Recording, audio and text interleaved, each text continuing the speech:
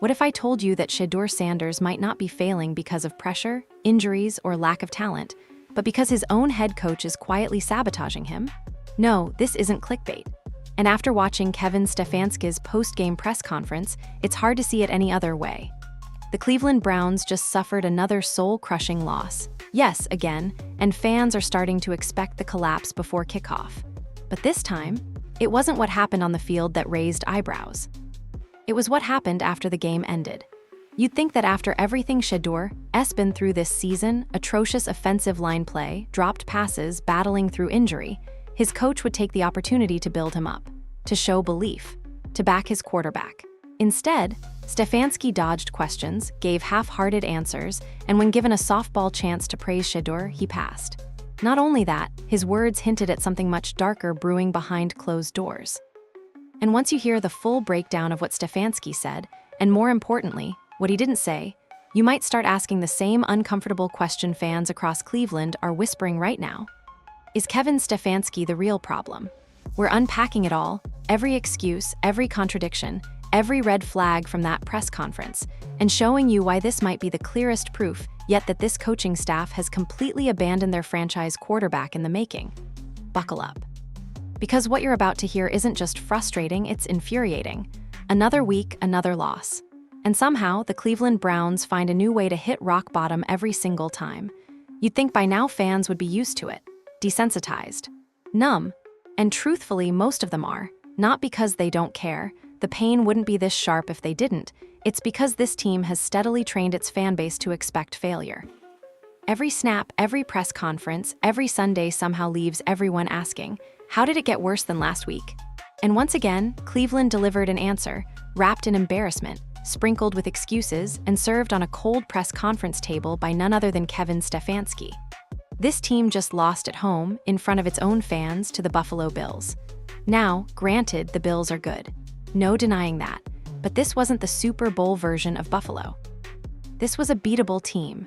And if the Browns were even remotely functional on offense, this should have been a statement win. Instead, we got more of the same. Missed blocks, missed chances, and a painful lack of urgency from a coaching staff that seems allergic to accountability. From the first quarter, it was obvious the game plan wasn't working. And it wasn't because the Bills figured them out. No, this was a self-inflicted implosion that fans have seen repeat itself all season. Poor offensive line play, confusing play calls, and a quarterback forced to improvise just to keep the offense breathing. Shedeur Sanders was playing like his life depended on it. And honestly, judging by the pass rush tearing through his line every play, it kind of did. He's scrambling for his life, trying to make something out of nothing, while receivers drop catchable balls and linemen stand around like scenery extras. Anyone watching could see who was fighting to win and who wasn't pulling their weight. But what's worse than what unfolded on the field was the complete and utter dismissal of reality at the podium afterward. Because that's where Kevin Stefanski, the man supposedly overseeing this operation, stepped up and confirmed what many fans have started to fear. He either doesn't get it, or he doesn't care. He begins with the status update on Quincy Junkin's injury, and let's be fair, that's real. A dislocated ankle and fractured fibula is awful. Nobody wants to see that, and Stefanski gave the right response. Respect, empathy, he'll bounce back. Okay, absolutely. But then, just as we shifted into the deeper questions, everything fell apart. When asked about the game itself, Stefanski opened with this gem: we ended up minusing the turnover margin. It's hard to do that versus a very good football team. Really? That's the analysis? You lost because of turnovers. Not because your offensive line looked like they were trying to make a viral TikTok dance instead of blocking. Not because your quarterback had pressure in his face on just about every critical possession. Not because your receivers cost your team with lazy routes and dropped passes. Turnovers aren't just accidents, they're symptoms. And Stefanski either doesn't understand the disease or refuses to admit that it's spreading from inside the coaching room. And here's the craziest part: this isn't new. Browns fans have heard this coach give the same surface-level quotes week after week. Always vague, always defensive, and always just far enough from truthful that it feels intentional. When asked about the missed field goal at the end of the first half, an obvious crucial turning point, he simply said the operation had been excellent all season and they just weren't at their best in that moment. What does that even mean? That's not an answer. That's a dodge with a smile. The fans want insight. They want to hear the why. Instead, they get a rhetorical shrug. But what really put fans over the edge came next. When a reporter brought up Shedeur Sanders, how he battled through injury, left with a pinky issue and still returned to fight, made incredible plays with his feet, Stefanski could have praised the kid. He should have. Any coach in the league with half a clue would have used that moment to wrap his arm around his young quarterback, metaphorically or literally, and show the world that he believes in his guy. Instead, Stefanski says Sanders battled like he does, and that he made some unbelievable plays with his feet. Sounds encouraging at first, until the punchline lands. Always room to grow. That phrase might sound harmless to someone listening casually, but when your quarterback is carrying the team on his back, spinning out of sacks and executing under chaos week after week, and all his head coach can muster is a vague line about room to grow, it hits different. That's not believing in your quarterback. That's not supporting him. That's not building chemistry or setting the tone. That's coaching from a distance. That's someone who's already got one foot out the door, or worse, someone laying the groundwork to shift blame. It may sound harsh, but the Browns' front office and whoever's running PR should have stopped this press conference in its tracks. Or better yet, maybe Stefanski should have stopped and thought twice before making the whole situation so transparent. A casual fan may not catch it, but people who watch closely, they know exactly what that room to grow comment meant. It was a carefully wrapped insult. One that said, he hasn't lived up to what we hoped. One that said, don't blame me, blame the kid. And when that kind of message comes from the head coach, it speaks volumes. This wasn't just a disappointing loss or a routine press conference. It was a moment, subtle but undeniable, where Kevin Stefanski revealed exactly how he feels about his quarterback and exposed a dying culture that's eating itself from the inside out. The moment Stefanski stepped up to that podium, you could already sense the tone. He didn't look like a coach ready to address problems. He looked like a man preparing to dodge bullets. And that's exactly what the next 20 minutes became, a verbal escape room filled with vague statements, passive answers, and carefully controlled sound bites that said very little but revealed everything. It started mild.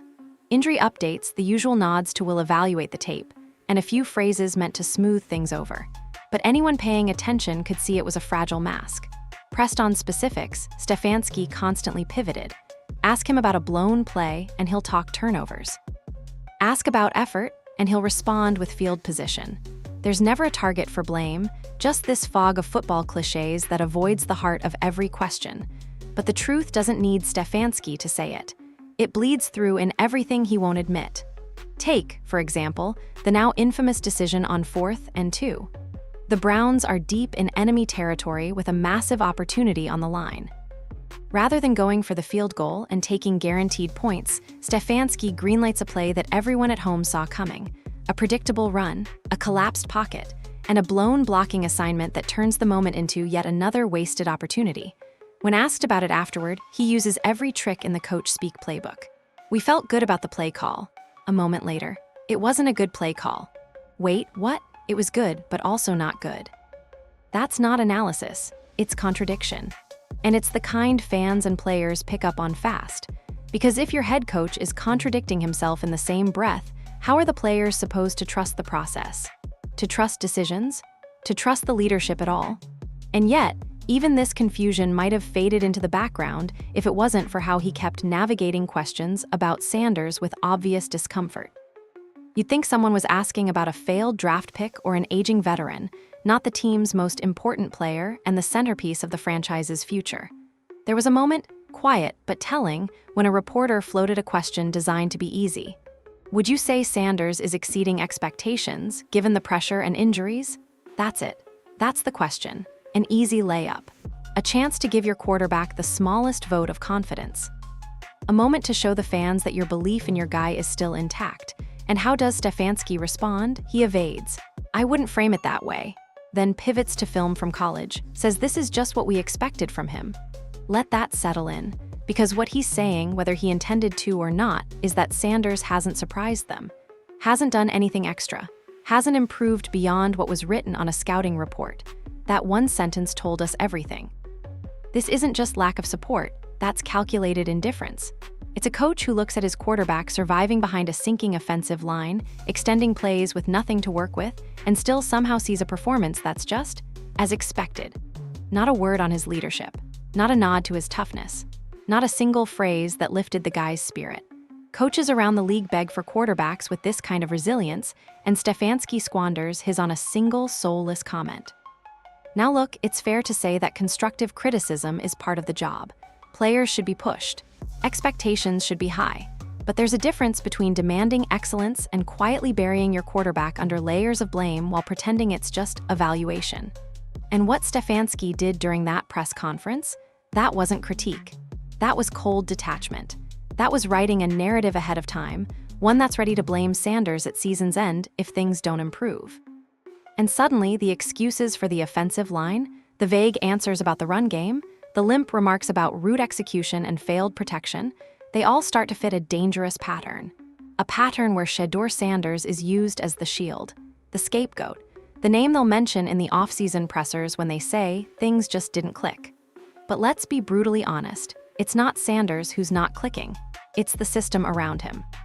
How can a rookie quarterback thrive when his own coach won't even go to bat for him in the media? Forget schemes, forget playbooks, the real failure is cultural. When performance falls apart, fans look for reasons. They expect leadership. They expect accountability. They expect someone to say what the rest of us are watching week after week, that this isn't Sanders' fault. But Stefanski won't say it. He won't say Sanders is exceeding expectations. He won't say the offensive line failed him. He won't say the team around him is underachieving while their quarterback is playing with heart and grit. Instead, he retreats into corporate football jargon, distant and detached, like a coach preparing his exit strategy, or worse, laying the foundations for a shift in narrative. The reality is, if this press conference was supposed to clarify anything, it did the opposite. It deepened the questions. It turned whispers into full-volume accusations. And it confirmed what more and more fans are beginning to say out loud. Kevin Stefanski isn't protecting his quarterback. He's preparing to place the blame on him. And if that's true, if that's really the direction this is heading, then this is no longer about play calling or turnovers. This is about trust, loyalty, and leadership. And right now, Cleveland has none of the above. It didn't take long for things to go from concerning to completely unhinged. Because if there was one moment during that post-game press conference where the mask fully slipped, it was this. A single question, a soft toss straight down the middle, and Kevin Stefanski completely whiffed, not just missing the chance to lead or inspire, but actively revealing how little faith he actually has in the man under center. Here's what happened. A veteran reporter, Mary Kay Cabot, who's been around long enough to know how to frame a question politely, teed it up perfectly. She wasn't attacking. She wasn't baiting. She was practically extending Stefanski a lifeline. She asked if Shedeur Sanders has, in some ways, exceeded expectations, particularly in terms of mobility and elusiveness. After all, this is a guy who spent most of the day dodging defenders with remarkable instincts, keeping plays alive despite the chaos. It was a loaded opportunity to praise his quarterback. Publicly, on the record, on camera. And what does Stefanski say? I wouldn't frame it that way. Not even a second's hesitation. He shut it down instantly and pivoted the conversation back to Sanders' college tape, as if the game he just played meant nothing more than what the team already expected. As if surviving behind a crumbling pocket, avoiding sacks, and improvising first downs was just status quo. That wasn't a compliment. It was an erasure. A complete dismissal of the fight Sanders just put on full display in a nationally watched battle. Let's break down what that really means, because this wasn't about framing. This was about control. Stefanski wasn't just giving his analysis of a player's development. He was actively refusing to give his quarterback even the faintest ounce of public validation. Think about it. Coaches across the league jump at the chance to support their players, especially young quarterbacks under fire. They understand the psychology of confidence. They know how fragile that headspace can be when the weight of a franchise sits on one person's shoulders. And they know that saying something simple, like "I'm proud of the way he handled himself today," sets a tone. It shows your locker room exactly where the belief starts. But Stefanski didn't do that. He went the other way. And here's what makes it worse. He didn't just miss the opportunity, he rejected it. Flat out. He refused to frame it that way, and then went to the fallback talking point. We saw this in college. Translation, no surprises, no growth, no praise required. What Shedeur's doing is impressive, it's expected. Now maybe Stefanski thinks that's diplomatic. Maybe he thinks keeping everything even-keeled in the media is the professional approach. But ask any player in that locker room, ask any veteran who's laced up cleats in this league, and they'll tell you words matter. support matters. Especially when things are spiraling. Because here's what that type of answer really communicates, whether Stefanski meant it that way or not. He's just doing what we thought he'd do, and no more than that. And if that's how he views Shedeur Sanders, after a gutsy, high-pressure game against one of the strongest defenses in the league, what does that say about the future of this relationship? Worse still, that shrug of a statement wasn't a one-off. It fit a pattern. Later in the same conference, more questions came. The batted passes, the blown blocking, the late-game pressure that turned the pocket into a war zone. Over and over, Stefanski deflected. Never too strong, never too critical, but always riding the surface. There was zero substance, zero awareness of how this performance, this survival act by Sanders, should have reshaped the room's energy. But if you're paying attention, this isn't just tone deafness. This is calculated language. Stefanski is positioning himself. He's repositioning the narrative. Slowly, carefully, subtly, he's building the case that Sanders is falling short of expectations, even as he plays through adversity that most veteran QBs would collapse under. And this is where things cross a dangerous line. Because now, it's not just a matter of poor coaching or weak protection. It's a philosophical breakdown. A head coach and a franchise quarterback automatically need to be aligned, locked in, riding or dying together. That's how great dynasties are born. That's what holds teams together when they're being blitzed from every direction. But here, with Kevin Stefanski at the helm, there's distance. Not just in language, not just in tone, but in spirit. Shedeur is on the field fighting for his career, while his head coach is standing at a podium making sure no fingers point toward anyone but the players. And in that brief, cold rejection of what could have been a moment of solidarity, something snapped. It's hard to bounce back from that. Trust is easy to lose and painfully difficult to rebuild in the NFL. Quarterbacks might not say it to the media, but they can feel it. The passive digs, the subtle corrections, the absence of belief. And when hopes are high, but the voice in your headset won't even acknowledge your progress, it becomes impossible not to wonder if you're being set up. So now the question isn't just about Stefanski's game management. This press conference wasn't just problematic because of a bad decision or careless wording. It was problematic because it revealed something deeper, something intentional. This wasn't just a bad day. This was a coach making it clear. Shedeur Sanders isn't exceeding expectations and maybe isn't meeting them either. And the danger of that is massive, not just for Sanders, but for the locker room. Because when players see the quarterback getting thrown under the narrative bus, especially this quarterback, who's taken hit after hit and never stops fighting, morale dies. Loyalty fractures. And if the head coach isn't riding with the guy the team believes in, then who is he riding with? That's the question no one in Cleveland seems to want to answer. By the time Stefanski finished dancing around the question about Shedeur exceeding expectations, you could feel the shift in the room. It wasn't just what he said or didn't say, it was how he said it. You could almost hear the gears turning in his head, not to protect his quarterback, but to protect himself. And that's when it hit everyone watching. This isn't just a coach being careful with his words. This is personal. This is political. This is a coach who's already planning how to survive the fallout. But here's the problem: you don't get to survive by sacrificing your quarterback. Not in this league. Not with a locker room full of grown men who know exactly when you're being real and when you're covering your The second Stefanski deflected that question, the second he peeled any form of praise away from the one guy holding their offense together, every player in that room started questioning just how much he believes in any of them. Culture might sound like a buzzword in football, but it's everything. It's why some teams pick themselves up after a crushing loss and come back stronger, while others implode from within. And when the head coach becomes the one feeding the cracks instead of fixing them, it's over before anyone even realizes it started. Stefanski isn't just sending subtle messages about Shedeur's performance, he's sending loud ones to the entire roster. Messages that say, don't expect support from up top, don't expect protection, you're on your own. And no matter how many times he says, we'll look at the film or we trust our guys, those words fall flat when his only public actions are coded blame and empty analysis. Leadership isn't about dodging questions, it's about standing there when things go wrong and saying, that's on me. But Kevin Stefanski refuses, week after week, loss after loss, fall after fall. Just take his response to the late-game pressure Sanders faced. It was a critical drive, high stakes. The team needs to go the length of the field, and a decent protection scheme might at least give Shedeur a chance to work. Instead, he's getting blasted off the snap, and the Browns can't keep a clean pocket for even 2 seconds. When asked why Sanders was under so much pressure, Stefanski gives one of his classic lines, "I don't know if there's one thing specifically that they did, but we'll look at it." What? You do know? At this point, that's not just deflection, that's delusion. You watched your offensive line get wrecked all afternoon. You saw defenders walking through unblocked, running isolation twists like it was practice tape. And your takeaway is, we'll look at it. No urgency, no frustration. Just another box-checked answer to get through the press conference without ruffling feathers. But newsflash, Kevin, the feathers are already flying.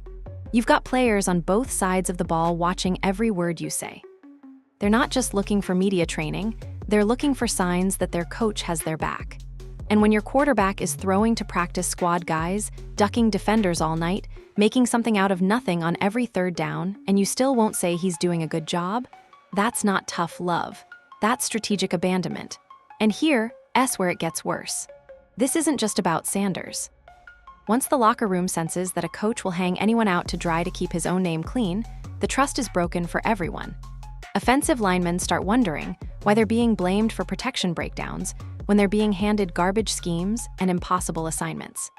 Receivers stop believing the play calling is setting them up for success. And the defense, they begin resenting the fact that they're constantly being asked to carry the team while the offense spins in circles week after week. All of that tension, it doesn't show up in the stat sheet, but it shows up in the body language, in the hesitation to compete. In the moment-to-moment energy you can't coach out of someone, you earn that with loyalty, with belief, with leadership. And Kevin Stefanski, he's lost that. Not publicly, not in some big bold headline, but quietly. Incrementally. In the background, while smiling through press conferences and giving monotone answers that don't mean anything. The locker room already knows what the fans are just starting to realize. Stefanski doesn't build belief. He avoids blame. Think about how dangerous that is for a young quarterback. Shedeur Sanders is walking into every game knowing the people around him aren't built to protect him, not physically, not organizationally, not publicly. Quarterbacks don't just need a playbook and a strong arm, they need a system, a culture, a belief system. The ones who thrive long-term, they have that. The Patrick Mahomes types have a coach who rides with them through adversity. The Lamar Jacksons, the Josh Allens, these QBs don't just become superstars because of skill. It's because their organizations gave them something real to grow within. So now we have to ask the impossible question, what exactly is Shedeur Sanders growing in right now? Because it sure as hell isn't stability. It's not public support. And based on that press conference, it's definitely not belief from his head coach. Instead, what we're watching is something far more brutal. A quarterback being asked to develop in the middle of a storm with no cover. And the people who should be shielding him, they're the ones leaving the door wide open. This is how talent dies quietly in the NFL. Not with drama, not with headlines, but with neglect, with silence, and with coaches who would rather protect their reputation than protect their quarterback. At some point, we have to stop pretending the offensive line is just having a bad stretch. This isn't a temporary slump, or an off day, or a few unfortunate matchups. This is systemic failure, plain and simple. Week after week, the guys responsible for protecting Shedeur Sanders are folding like lawn chairs. There are turnstiles in Times Square with more resistance than what this line is offering on Sunday afternoons.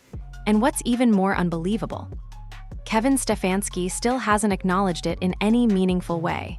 Because while everyone else is watching defenders bulldoze straight through the gaps and put Sanders on the ground, Stefanski just keeps saying, "We'll check the tape."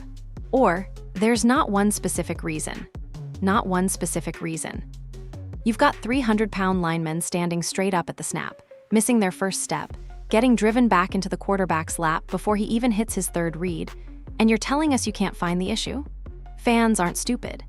They see how many times Shedeur has to escape pressure immediately because no clean pocket ever forms. He's forced to roll out, extend plays, take hits, or throw it away because his protection is about as sturdy as wet paper. You don't need to check the film to see what the entire internet is seeing in real time. It's one thing for a unit to struggle. That happens. But this Browns offensive line, it looks like it's flat out given up. And part of that falls on individual performance, sure. But the bigger issue, the coaching failure, is in how it's being handled. Good coaching staffs adapt. They shift blocking schemes. They bring in help. They run max protection. They don't just watch their quarterback get torn up for 60 minutes, shrug, and blame execution. And yet, that's exactly what Stefanski does. When asked about Shedeur getting smothered down the stretch, his answer was a full-blown cop-out. We'll be in situations where we have to go 85 or 90 yards to win a game, and we'll look at ways to be better. Translation: nothing to see here. Move along. But here's what's really happening. Every time the ball is snapped, the play is already collapsing. You can't run complex second-level concepts if your quarterback only has 2 seconds before the pocket caves in. You also can't evaluate Sanders properly as a passer if he's constantly in survival mode. It's like blaming the pilot for a bad landing while ignoring the fact that the plane lost 2 engines midair. Perspective matters, and Stefanski has none. Let's talk about one specific moment that proves just how broken this offensive line is and how Stefanski's backing of them makes no sense at all. 4th and 2. Critical play. Game in the balance. The obvious decision is to either take the points or run your best, most reliable play to keep the drive alive. Instead, Stefanski dials up a call that puts all the pressure on the line, and they implode. Cam Robinson stands there like he's not sure if the play has even started. The defender blows up the backfield before the ball carrier can even cut, and what's Stefanski's response? "I felt good about the play we had called," he said at first. Then, when pressed again, he changed his tune entirely and said, "It wasn't a good play call." Let's pause for a second. You don't get to confidently back your decision 1 second, then throw it under the bus the next when someone challenges you. That's not leadership, that's scrambling. That's a coach getting caught in his own contradiction, flipping positions just to dodge accountability. Meanwhile, players are left confused. Because if Stefanski doesn't believe in the play, why call it? And if he does believe in the play but his line can't block it, then why are they still starting? Either way, he doesn't seem to be correcting any of it. He's just regurgitating the same safe answers while his offensive line allows defenders to tee off on his quarterback. What makes this more frustrating is how predictable it all is. Other teams have figured it out. They know the Browns can't protect Sanders for long, so they blitz aggressively. They collapse pockets. They rush from the outside and inside because both are wide open. And every week, instead of correcting those tendencies or throwing something unexpected, Cleveland trots out the same schemes and hopes for a different result. That's not football strategy, that's delusion. And watch what Shedeur has to do because of it. He's making decisions in half the time other quarterbacks get. He's avoiding full-speed pass rushers every quarter. He's improvising with nothing, no support, no blocking, and very little help from his coaching staff. And even then, he still gives his team a shot in the final minutes. He fights, he claws, he scrambles. And what does that effort earn him? A coach who still won't say he exceeded expectations. Instead, Stefanski praises the opposing team's pass rush. He casually mentions how some teams are good at batting balls at the line, as if that's where the conversation should dwell. Never mind that the reason those balls are getting batted is because Stefanski's line isn't controlling the line of scrimmage. Never mind that throwing lanes are non-existent. Never mind that the interior of the line caves in so fast, defenders barely need to use a stunt to hit the pocket. And somehow, through all of this, Stefanski refuses to call out the real problem. He hides behind phrases like, "We just didn't execute," when the truth is even more disturbing. They didn't prepare. Preparation is everything in this league. It separates the teams who improve from the ones who combust. And while Shedeur Sanders is improving with each game, despite the odds, it's the unit around him, the coaching above him, and the blocking in front of him that's collapsing at a terrifying rate. And the longer Stefanski ignores it, excusing the obvious, refusing to adjust or criticize, the clearer it becomes. He's either lost control of this unit, or he never had it to begin with. Every coach has tough calls to make. Nobody expects perfection. But what separates average coaches from great ones isn't the ability to avoid mistakes. It's the ability to own them, to lead through them, and to stay consistent in the process. Kevin Stefanski, he's doing none of the above. He's not just making bad calls, he's contradicting himself about those calls in real time. And when a head coach starts sending mixed signals like Stefanski did after that game, it doesn't just confuse the fans, it destroys the locker room. Let's go back to that 4th down disaster. You couldn't miss it. Everyone watching knew what was riding on that play. The game still within reach, 4th and 2, the crowd on edge. Stefanski decides to go for it instead of kicking the field goal. Fine. Aggression isn't always a bad thing. But when the play unfolds, it's not just unsuccessful, it's a total failure. From the second the ball is snapped, the play is dead.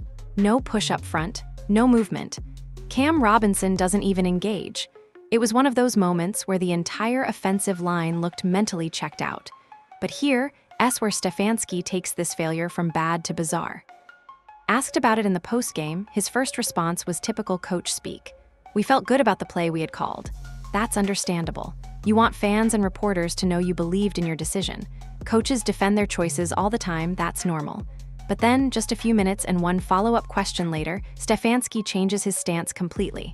Now he says, "It wasn't a good play call." Excuse me? So was it a good call when you ran it, or a bad one once it failed? You can't say both, and you definitely can't say both in the same press conference.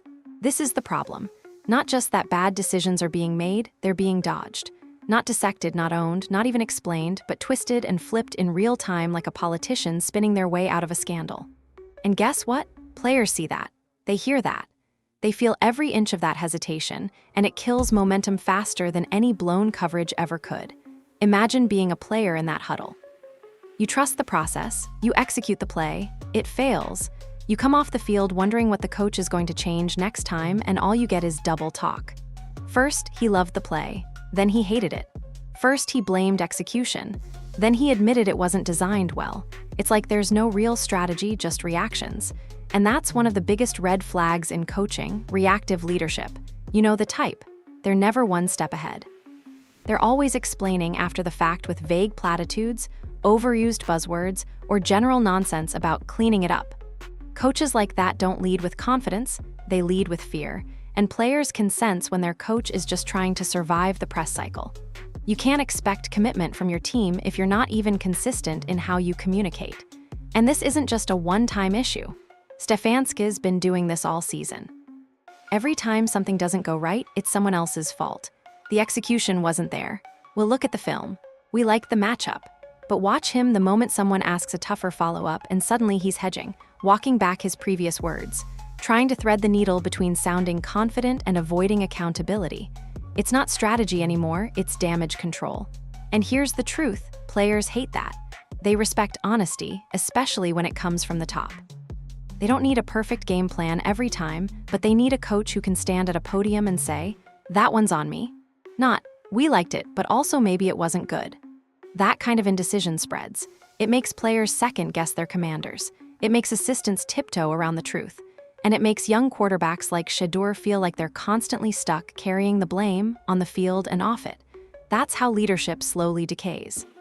Consider this, when asked later in the press conference about the team's effort compared to last week, Stefanski's response wasn't reassuring, inspiring, or determined. He didn't say the energy was better, or that he was proud of how the team fought. No, he answered with this, "I don't think about it in those terms." Seriously, effort is everything in football. It's one of the few things you can control when everything else is falling apart. If your team loses but gives every ounce of energy on every play, fans will rally around it. Media will respect it. Coaches can build from it. But if you're not even thinking about it, then what are you thinking about? It's baffling. And it paints the picture of a coach so locked into preserving his image, he's forgotten what the game is supposed to be about: belief, connection, building something even amid failure. Instead, we're watching a head coach who speaks like he's running a company, not a locker room, and once you slip into that mode, the human side disappears. Emotion, gone, passion, filtered out, accountability, evaporated, and without those things, leadership dies. You look at Shedeur Sanders on the field and you still see fire, still see fight, still see hope. But look on the sideline, look behind the mic after the loss, look at Kevin Stefanski. And you just see a man calculating every sentence like he's writing a legal defense memo. No belief, no ownership, no direction, just curated quotes and contradictions. And when your team is bleeding out and your quarterback keeps getting hit and your fans are begging for answers, that's not just frustrating, it's a failure of leadership. And Cleveland is watching it unfold in real time. By now it's pretty obvious this goes far beyond one game, one press conference, or one failed fourth down. What's happening in Cleveland is bigger than miscommunication or inconsistent play calling. It's a full-blown culture collapse. And the scariest part of that collapse? Most of it isn't even visible on Sundays. It's happening slowly, behind the scenes in the meetings, in the locker room, in the way players are reacting to leadership, or more accurately, the lack of it. Culture decides everything in football. It determines how a team responds to adversity, how it fights through injury, how it rallies when the odds are stacked. The Browns, they don't look like a team that believes in the man leading them. They look like professionals going through the motions, doing just enough to meet the minimum and nothing more. And that may sound harsh, but once effort becomes passive, the collapse has already started, whether ownership wants to admit it or not. Look at how Stefanski handles pressure. Look at how he talks about his players. It's always vague, always non-committal, always just enough to avoid total outrage but never enough to inspire hope. When asked to praise Shedeur Sanders, he backpedals. When asked about accountability, he hides behind generalities. When the team underperforms, he sprinkles in just enough coach speak to get to the next question, the next loss, the next excuse. That's not culture, that's survival mode. And when players see that week after week, what do you think happens in that building? People stop buying in. They stop believing wins are possible because they know the responsibility is all on them, not their coach, not the system, not the front office, just the guys in the jersey. And while fan bases love the idea of no excuses, just execution, guess what? Real winning cultures share the load. Real leaders protect their team publicly, even when things go wrong behind closed doors. Real coaches build belief when everything is falling apart. But in Cleveland, belief is nowhere to be found. Not from management, not from the media operation, and definitely not from Stefanski, the one person who should be pushing it the hardest. His job isn't just to draw up X's and O's on Wednesday. It's to get the absolute best out of 53 players, every day, every practice, every Sunday under the lights. And when your players no longer feel supported. When your quarterback is taking hits every play and no one from the staff lifts him up in public, that's a total system failure. That's not bad luck. That's not rebuilding. That's a broken locker room, and it usually starts at the top. There was one moment in the press conference that said it all without saying anything. A reporter asked Stefanski if the team's effort was better in this game than in the previous week. A softball, a golden opportunity to say something motivating. He could have acknowledged improvement. He could have backed up the locker room. He could have said, "Yes, we fought harder today and I'm proud of the energy." But what he gave instead? I don't think about it in those terms. Let that sink in.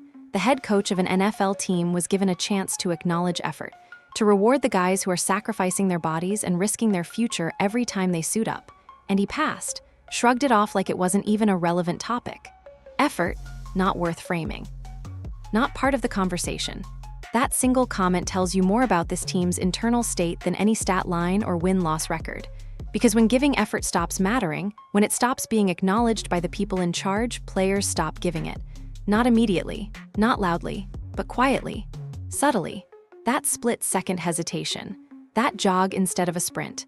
That look on the sideline when the camera pans after a turnover and no one's talking. No one's rallying. They're just waiting for it to end. And don't forget, players talk. Word spreads. While the organization might keep tight control over press access and official narratives, the rest of the league is watching. Other players, future free agents, college prospects, they're all watching how the Browns treat their young quarterback. They're watching how Shedeur Sanders is getting no protection, no praise, and no support, and they're thinking twice before even considering signing in Cleveland. Because why would you sign with an organization that won't defend its own QB? Why would you trust a coach who won't say if your hard work matters? Why would you put your career in the hands of a culture that ignores the obvious and buries the uncomfortable? This isn't just Stefanski losing games, it's Stefanski losing people. Energy, buy-in, passion, the foundation of any winning team. And without those things, it doesn't matter how talented your quarterback is. Even a player like Shedeur, who's shown incredible poise and raw skill, won't survive in this system if nobody around him believes. Because the truth is, culture isn't slogans on the wall. Culture is what shows up when you're losing. Culture is what happens when a young quarterback steps to the sideline, battered and exhausted, and turns to see whether someone still has his back. And right now, in Cleveland, there's no hand on his shoulder, no reassurance, no belief, just silence. And that silence. It speaks volumes. Sometimes when a young quarterback struggles in this league, it's easy to look at the stats and say, he just wasn't ready, or he didn't develop. But not all failures are created equal. And not all careers are ruined by the player. Sometimes it's the system around him that fails first. The coaching, The protection, the leadership, the culture. And if you've been watching closely, you know that's exactly what's unfolding in Cleveland. Not just a rough rookie season, but the very real, very avoidable unraveling of Shedeur Sanders' NFL journey. This isn't about whether he's the next superstar. This isn't about whether his stats are elite yet. This is about what happens when you put a young player with superstar potential into a broken machine and expect him to carry the entire franchise on day one. It's about isolating your quarterback, giving him no stable foundation, and then quietly suggesting he's not exceeding expectations when he doesn't pull off miracles every week.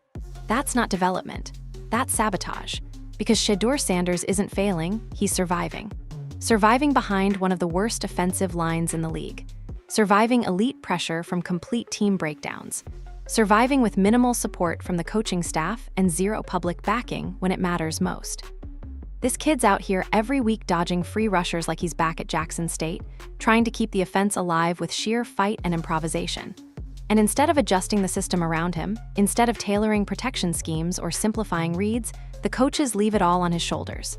And when he can't continue performing that weekly magic trick, when the offense stalls under the weight of repeated mistakes by others, the subtle criticism starts creeping in. Code words, passive phrasing. He has room to grow, just doing what we expected. We'll look at it. All of it carefully scripted to deny support without actually saying anything damaging. But let's be clear, not supporting him is damaging, especially at this stage in his career. The guys who succeed as rookies, they do it because the team meets them halfway. Justin Herbert had a system that played to his strengths.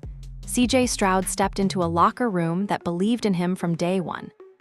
Lamar had a whole scheme built to unleash his talent. It's not just about arm strength or mobility, it's about structure, stability, belief. So ask yourself, what has Shedeur been given in Cleveland? It's not the playbook. That's predictable after the opening script. It's not chemistry with the receivers he was throwing to equipment guys during training camp. It's definitely not protection. And the kicker, it's not even trust from the head coach. The man who's supposed to shepherd him into greatness can't bring himself to even pretend he's impressed. Not publicly, not once. And that's where it gets dangerous. Because what fans don't always see is what happens behind the curtain when a quarterback starts to lose confidence. It's not an overnight switch. It's small, subtle, quiet. A little more hesitation on a third read, a little more doubt in the pocket, a little less spark in the huddle.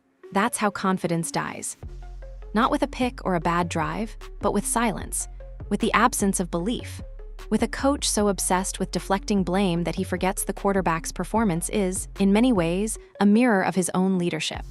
And right now, Stefanski's indecision, his strategic flip-flopping, and his unwillingness to go to bat for Shedeur is creating the kind of environment where a young quarterback doesn't grow, he gets buried. Let's not forget how many careers have gone that route. Talented quarterbacks thrown into a fire with no support, no vision, and no protection. Guys like David Carr, thrown behind a collapsing line with no plan. Sam Darnold, handed chaos every snap until he couldn't see straight. Zach Wilson, stripped down by repeated regime changes and inconsistent coaching. And every time the media calls it a bust. But what they don't say, most of those guys never had a real chance. Is that really what Cleveland wants for Shedeur Sanders? Do Browns fans want to be the next cautionary tale for how to destroy a young quarterback before he even gets started? Because make no mistake, the direction we're headed is exactly that. And it won't take 2 more seasons. It won't even take 1. If nothing changes, if this coaching staff continues to operate as if mediocrity is acceptable and leadership is optional, Shedeur's story might be written before he ever gets a chance to tell it. He's doing everything right. He's playing hurt. He's fighting back from hits that would knock other rookies out of games.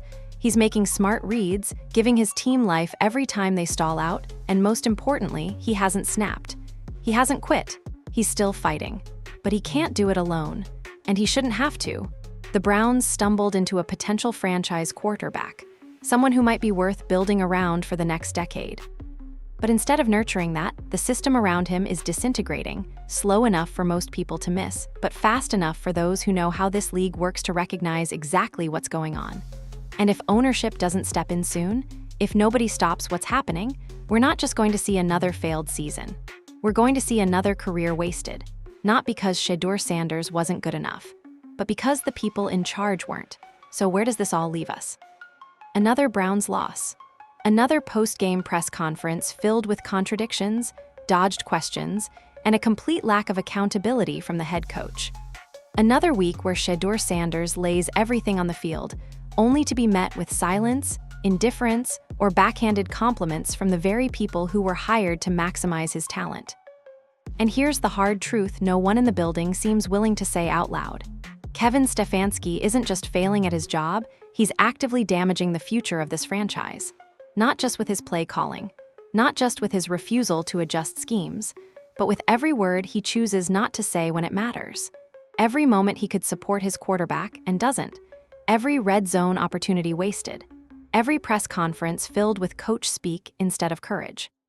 Every subtle signal that says, "It's not me, it's them." That mindset doesn't just lose games, it loses locker rooms, and eventually it loses quarterbacks. Because if Shedeur Sanders walks away from this season broken, mentally, physically, or both, we're not going to look back and say, he didn't have it. We'll say, the Browns did it again. We'll say the organization had a chance to build something special and they blew it, not because the talent wasn't there, but because the leadership never was. And if that press conference, that emotionless, vague, and somehow still condescending performance by Kevin Stefanski, wasn't the final proof, then what is? He threw shade where he could have shown belief. He passed the buck where he could have taken blame. And he stayed quiet when Shedeur needed him to speak loud. That's not a coach who builds champions. That's someone desperately protecting a job title while letting the team fall apart right behind him. So now, the question becomes, how much more of this are we going to accept? How many more games does Shedeur need to escape pressure with no help and even less support? How many more times are we going to hear, "We'll look at it," instead of, "This one's on me"? How many weeks do the Browns let accountability rot in front of the cameras while fans show up hoping anything changes? Because here's the reality, nothing will change until leadership changes. Kevin Stefanski had his shot. He's had time, he's had talent on the roster, and now he's been gifted a young quarterback that most coaches in the league would kill to have. And what has he done with it? He's buried it under dust and surrounded it with excuses. This press conference wasn't just another step in the wrong direction, it was a full sprint off the cliff. No plan, no vision, no belief. Only damage, control, and narratives. And if no one stops it now, if ownership sits on its hands, the front office continues to pretend nothing's wrong, and fans don't demand change, Shedeur Sanders won't stick around long enough to fulfill the potential we all see in him. They'll run this kid into the ground, just like they've done before again and again. So if you're a Browns fan, speak up. If you support Shedeur Sanders, make some noise. Drop a comment below, tell us what you saw in that press conference. Do you trust Stefanski to develop this quarterback? Do you believe this coaching staff is capable of building a winning culture? Let us know, because if we don't say something now, the story won't change. This can't be another case of Cleveland wasting talent. This can't be another tale of what could have been. It's time to hold people accountable. And it starts right here. Smash the like button if you're done with the excuses. Share this video with every Browns fan you know, with every Shedeur supporter, every football fan who's tired of watching raw talent get misused and misunderstood. And if you're new here, hit that subscribe button right now and turn on notifications, because this story, we're not letting it die quietly. We're following every twist, every press conference, every play, and we're holding this organization accountable every step of the way. Enough is enough, Cleveland. You've got a quarterback worth believing in. It's time to give him a coach that actually does. Peace out.